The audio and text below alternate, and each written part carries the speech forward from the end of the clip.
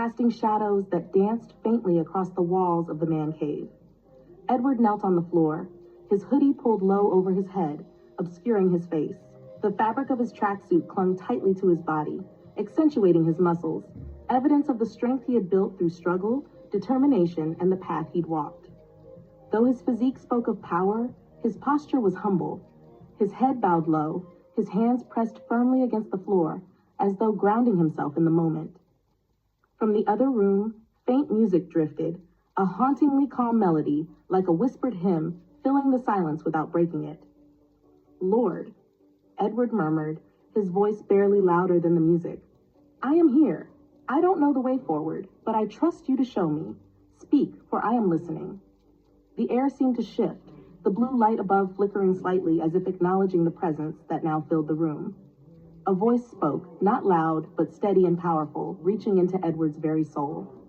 "Edward, my son," the Lord said, "I see you kneeling before me.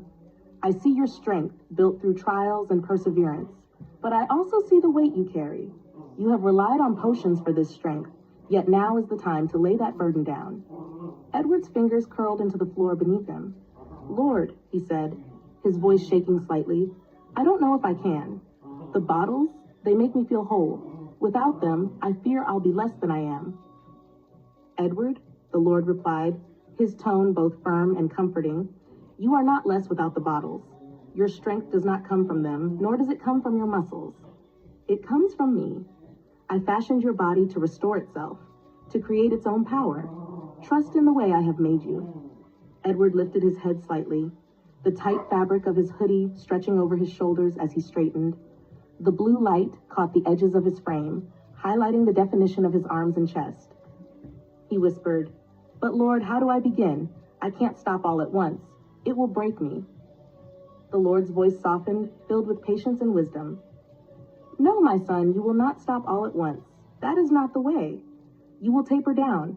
If you take 2 measures a week, next week take 1.5, then take 1, then 3/4, then half, and finally none. This is the way of care, the way of wisdom. Your body will learn to make its own strength again." The faint music seemed to pause for a moment, as if waiting for the next words. "And when the bottles are empty," the Lord continued, "you will be free. Support your body with the gifts of the earth, lion's mane for your mind, sea moss for your body, silogit for your spirit. These will sustain you as your body awakens. But above all, trust me. I will guide you, step by step. You are not alone, Edward. You never have been."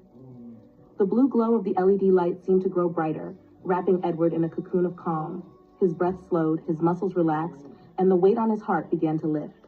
"I will trust you," Edward said, his voice steady now. "I will follow this path."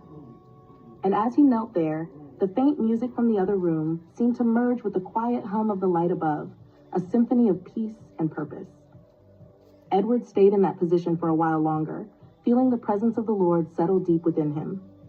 When he finally rose, his muscles tense but his spirit light, he knew the journey ahead would not be easy,